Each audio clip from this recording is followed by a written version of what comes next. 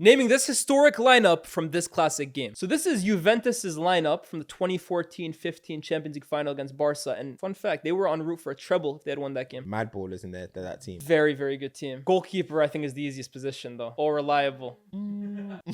Was it Trapp? Kevin Trapp? Yeah. Chesney? No, it has to be Gigi Buffon. Buffon. It Let's has go. to be, man. Now, the question is, were they playing a back three? I don't think they were. I think they might have been, you know. Oh, no, maybe not. I feel like Lichtsteiner was there. Was he there? Yeah. So then Evra was on the other side. Oh, Evra. Fair enough. I was going to say Asamoah. Chiellini was definitely playing. No, he wasn't playing. Chiellini didn't play. Was he suspended or injured? So Barzagli's also there. Barzagli and Bonucci. There we go. Okay, so that's our back four. Chiellini wasn't there. That's crazy. Midfield is easy. It's the famous four. The four, you remember MVPP? MVPP, you know. Never say that again. MVP square, that's what they called them, bro. That's a horrible name. That ain't hitting Juve. Pirlo, Pogba, Marquinhos, Vidal. That had to be the four. Crazy four, man. That four was so good. And then you got Carlitos. Underrated spell at Juventus, man. I think he was really good for them. Very underrated. And then, you remember who scored in the final? That's a good question. Oh, so it's the guy that's obviously not Tevez. Who scored in the Champions League final for Juve? I'll tell you how the goal went. Tevez shot from distance. Ter Stegen saves. Blank finishes into an open net. Wow, it's a striker then. When you realize who it is, you're going to be annoyed. He had more than one spell at the club. He had more than one spell. Yeah. Mandzukic.